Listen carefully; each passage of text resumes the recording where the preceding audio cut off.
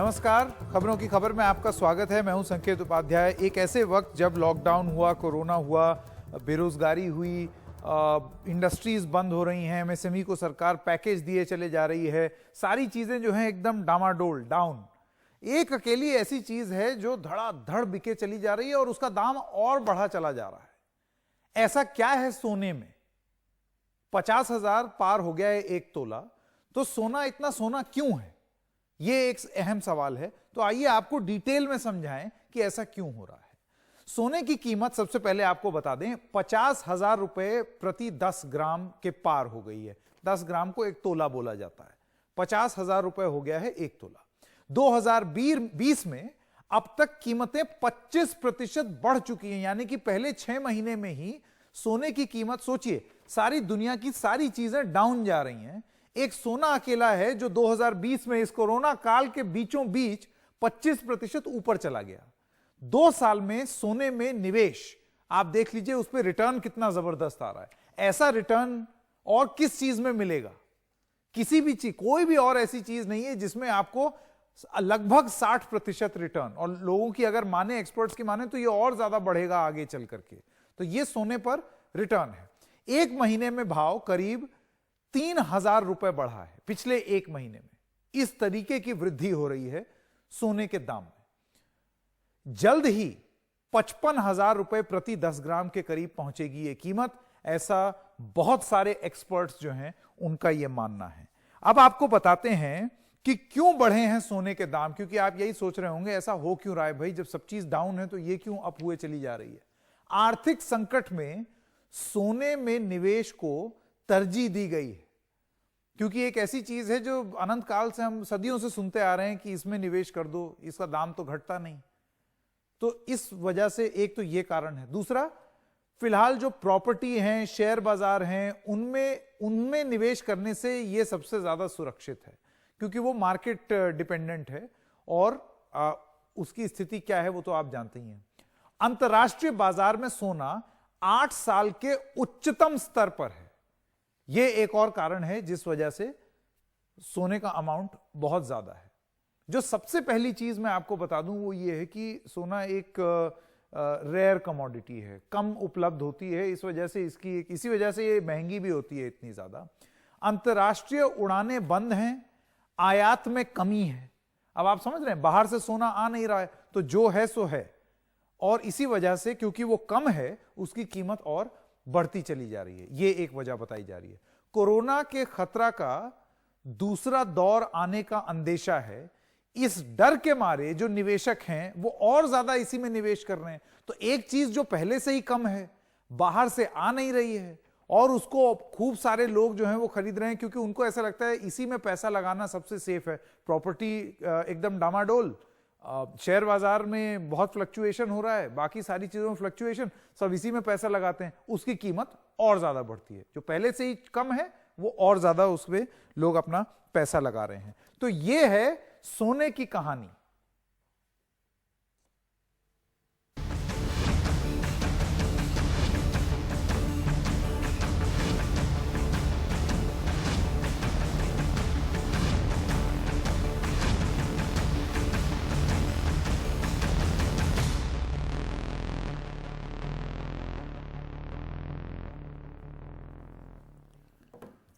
तो मैं स्वागत करना चाहता हूं हमारे मेहमानों का। धीरेन कुमार, आप सीईओ हैं वैल्यू रिसर्च के, और राहुल गुप्ता, आप पार्टनर हैं पीपी ज्वेलर्स के। आप दोनों का बहुत बहुत स्वागत है। मैं पहले तो राहुल जी आपके पास आ जाऊं। कितना सोना बिकता है भाई? देखिए, आज की तारीख में सोने की सेल तो भारत में कम है, क्योंकि अच्छा। इतने शहरों में लॉकडाउन है, बंद है, इतनी 10 तरह की समस्याएं हैं। परंतु आज की तारीख में अंतर्राष्ट्रीय बाजार में सोने की डिमांड बहुत ज्यादा है, खास करके सेंट्रल बैंक्स की। देखिए, हर देश अपने पास डॉलर रखता था, अलग अलग करेंसीज रखता था। अब एक सोना ही एक ऐसी करेंसी है जिसके ऊपर कोरोना के केसेस 0 हैं। जो बाकी सारी करेंसीज हैं उसके पीछे तो देश हैं, उनके पीछे कोरोना के नंबर्स हैं। कहीं 5 लाख हैं, कहीं 10 लाख हैं, कहीं 3 लाख हैं। परंतु सोना ऐसी करेंसी है जिसके पीछे कोई कोरोना के केसेस हैं ही नहीं। तो यदि अनिश्चितता के माहौल में देखा जाए तो कोई भी सेंट्रल बैंक अपने पास जिस टर्म्स में डॉलर रखता था, पाउंड रखता था, ये सब रखता था, अलग अलग मुद्राएं रखता वो सोना था, रख रहा है। वो सोना रख रहा है। सब लोग सोने में निवेश कर रहे हैं। और एक नई चीज सुनने में आ रही है, रिपैट्रिएशन। जैसे तुर्की का सोना बैंक ऑफ इंग्लैंड में रखा था, वो वापस मंगा रहे हैं अपने सोने को।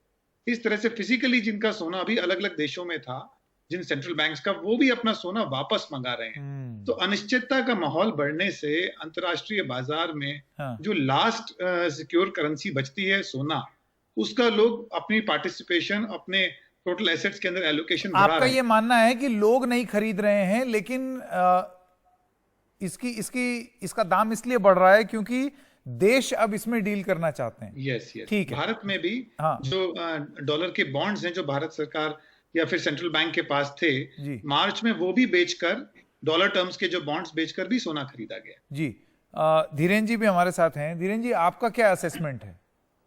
जी हाँ, जब इक्विटी और बॉन्ड, जो कि सबसे बड़ा बाजार है जिसमें लोग ट्रेड करते हैं, या वो एक फाइनेंशियल एसेट ओन करने का लोगों के पास जरिया है, उस बाजार में जब हाहाकार मचता है तो लोग सोने की तरफ जाते हैं। और अब सोना खरीदना एक निवेश की तरह पिछले 10-12 साल में आसान हो गया है। आप गोल्ड बॉन्ड खरीद सकते हैं, आप गोल्ड ETF खरीद सकते हैं, आप गोल्ड फंड खरीद सकते हैं।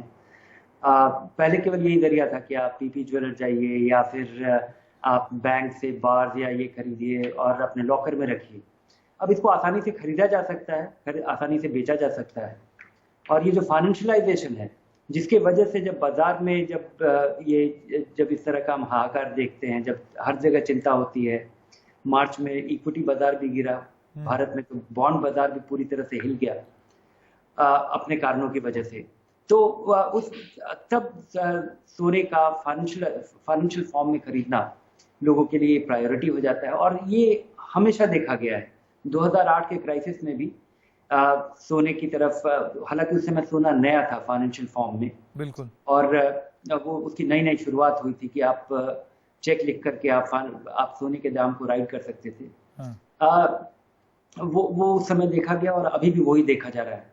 और एक समय के बाद क्या होता है कि जब सोने का दाम केवल बढ़ रहा हो और किसी और चीज का नहीं बढ़ रहा हो, तो निवेशक हाल फिलहाल जो कुछ भी अच्छा कर रहा हो उसका वो पीछा करते हैं। चेजिंग पास्ट परफॉर्मेंस, हम देखते हैं कि कोई फंड अच्छा करता है तो लोग उसमें ज्यादा पैसा लगाने जाने लगते हैं। तो उस तरह का रुख हो जाता है, और वो अपने आप में एक सेल्फ फुलफिलिंग, दाम बढ़ रहा है इसलिए लोग पैसे लगा रहे हैं, लोग पैसे लगा रहे हैं इसलिए दाम बढ़ रहा है। तो ये एक फुल सर्कल हो जाता है, और जो कि बढ़ता चला जाता है। अभी हम वही देख रहे हैं। लेकिन इस पूरे स्थिति में एक बड़ा बदलाव जो 10-15 साल से जो फाइनेंशियलाइजेशन हुआ है, उसका एक और असर देखा गया है कि सोना भी काफी वॉलेटाइल हो गया है। सोना पिछले एक साल में अगर 12 महीना देखें तो 43% बढ़ा है। केवल 2020 में ये करीब 24% इसका दाम बढ़ गया है।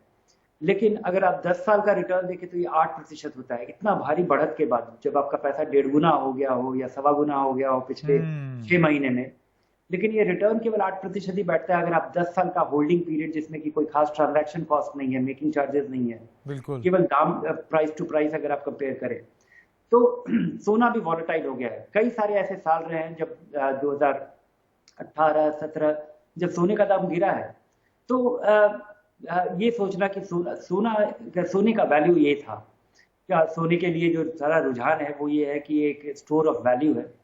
लेकिन अब जब आप इसको अप्रिशिएटिंग एसेट की तरह आप देखते हैं या एक इन्वेस्टमेंट के तौर पे देखते हैं, तो चूंकि सोना कुछ प्रोड्यूस नहीं करता, ये एक अनप्रोडक्टिव एसेट है, जो कि पहले ये जो डिमांड साइकिल था, लोग सोना खरीदते थे और लॉकर में रखते थे या पहनते थे, ये बाजार में वापस नहीं आता था। अब ये बाजार में वापस भी आ सकता है। तो जब आप फाइनेंशियल फॉर्म में आप रखते हैं तो जरूर ये सेंट्रल बैंक और ये सब चीज बिल्कुल बदला है, फिएट करेंसी, क्योंकि सरकारें अब जिस तरह से नहीं, ये धीरेन जी आप एक बड़ी अहम बात बता रहे हैं राहुल गुप्ता, कि अब अगर एक लॉन्ग टर्म पीरियड में देखें, एक 10 साल का अगर आप एक पीरियड देखें, तो उसमें ये कंक्लूजन आप नहीं कर सकते हैं कि सोने का दाम बहुत ज्यादा बढ़ गया है। सोने का दाम भी फ्लक्चुएट करता है। जी हाँ, बहुत उतार चढ़ाव। लेकिन आप ये देखिए कि आज की रेट में, जब बाकी किसी चीज पर आपको भरोसा नहीं है इस कोरोना काल में कि मार्केट किस तरीके से परफॉर्म करेगी नहीं करेगी, मैं जितने भी, अब ये आज टाइम्स ऑफ इंडिया का एक आर्टिकल मैं देख रहा हूं जिसमें एक्सपर्ट्स का ये मानना है कि वो 80,000 पार हो जाएगा 2021 के अंत तक। मैं आपसे जानना चाहता हूं। एक्सपर्ट्स पे न जाएं, क्योंकि ये किसी को जानकारी नहीं है उस समय के हालात क्या होते हैं। ये बाजार सारा दुनिया भर का बाजार जुड़ा हुआ है, अलग अलग बाजार जुड़े हुए हैं।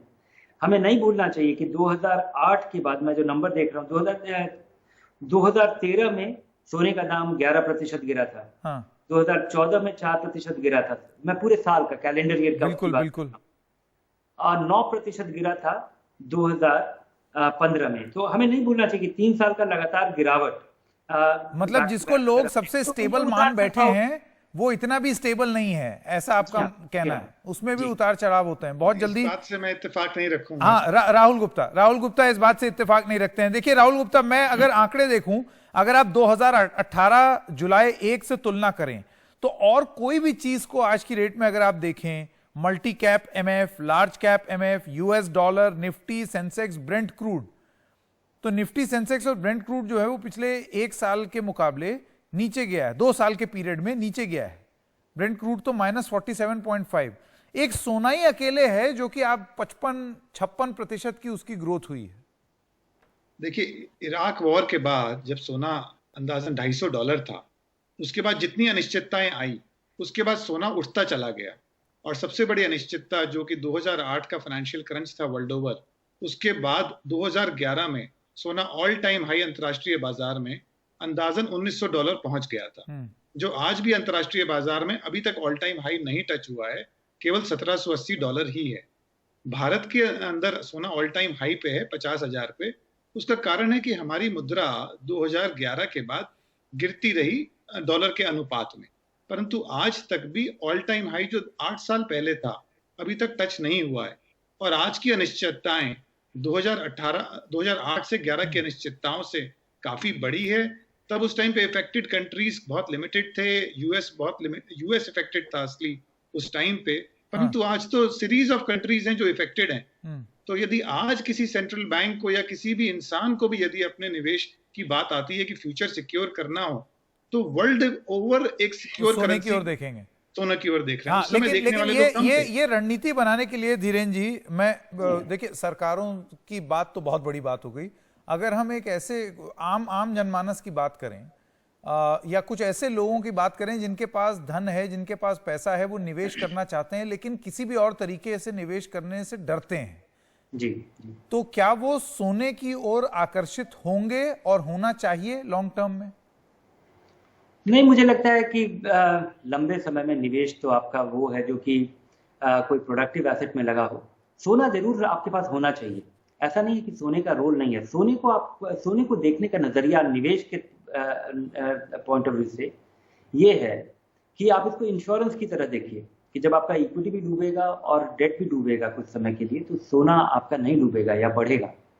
और इसको रिटर्न के पॉइंट ऑफ व्यू से नहीं देखना चाहिए, क्योंकि लंबे समय में भी अगर सब चीज सुचारू तरीके से, और मैं एक ऑप्टिमिस्ट हूँ, मुझे लगता है कि भविष्य में कारोबार चलेगा, लोग दोबारा से सामान खरीदेंगे, लोग दोबारा से सामान बनाएंगे, इकोनॉमी बढ़ेगा और उस तरक्की की वजह से लोग खुशहाली में सोना खरीदेंगे। वो एक अलग बात है। और सोने का नया डिमांड होता रहेगा। ये सबसे पुराना एक एसेट क्लास है, एक स्टोर ऑफ वैल्यू है। और उस नजरिए से अगर हम देखें तो सोना हर एक के पास होना चाहिए, इन्वेस्टमेंट फॉर्म में भी होना चाहिए। लेकिन मुझे भविष्य में और इकोनॉमिक फ्रेमवर्क में ज्यादा विश्वास है, जहाँ पे क्योंकि जब भी आप कोई इक्विटी या बॉन्ड खरीदते हैं तो आप किसी सोने को आप इकोनॉमिक फ्रेमवर्क के हिस्से में क्यों नहीं मानते? क्योंकि ये कुछ प्रोड्यूस नहीं करता है। जब भी आप कोई मकान खरीदते हैं तो आपको किराया मिलता है या आप अपना किराया बचा पाते हैं। आप किसी कंपनी का शेयर खरीदते हैं तो मालिकाना हक मिलता है, आप उस कंपनी के मालिक हो पाते हैं, भले ही अनिश्चितता हो, हर तरीके का बिजनेस रिस्क है। आप जब किसी कंपनी को उधार देते हैं या बैंक में डिपॉजिट करते हैं तो आप उधार दे रहे हैं, उस पर आपको ब्याज मिलता है। सोना चुपचाप लॉकर में बैठा रहता है। राहुल गुप्ता, बहुत जल्दी लास्ट कमेंट। हाँ, देखिए, ऐसा है, सोना भारतीय संस्कृति के साथ इस तरह से जुड़ा हुआ है। सोना भी एक करेंसी रही है अंतर्राष्ट्रीय बाजार में। बार्टर के पॉइंट ऑफ व्यू से सोना एज अ करेंसी सबसे पहली करेंसी वर्ल्ड में यूज हुआ, और किसी भारतीय सिविलाइजेशन में किसी ने एहसास किया कि इसी की ज्वेलरी बनाई जाए जिससे ये लिक्विड एसेट ज्वेलरी के फॉर्म में स्टोर्ड रहे, तो जिससे लास्ट रिजॉर्ट जो कि इंडियन सिविलाइजेशन में इसका थॉट है। और उसी के मद्देनजर प्रधानमंत्री ने 6-8 महीने पहले कहा था कि भारत दोबारा सोने की चिड़िया के रूप में देखा जा रहा होगा।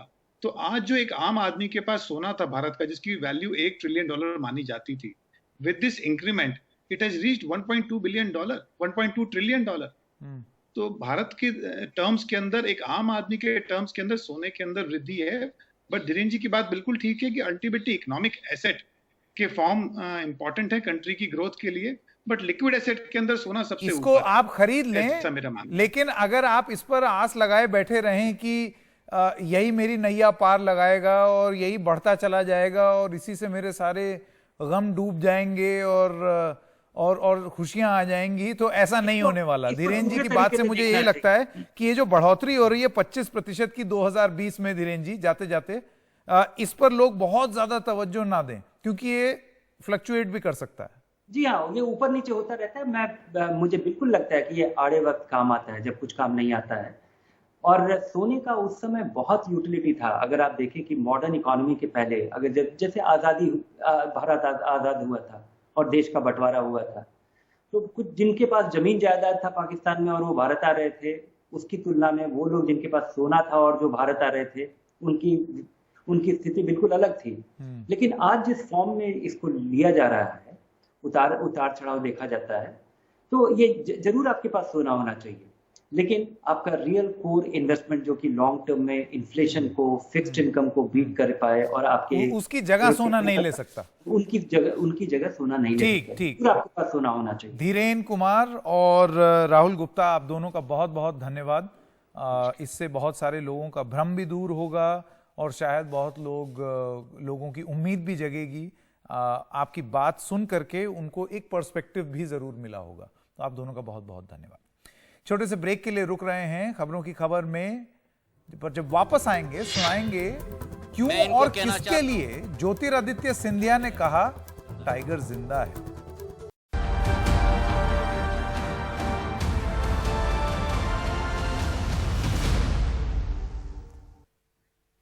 मध्य प्रदेश में शिवराज सिंह सरकार की कैबिनेट का विस्तार हो गया है।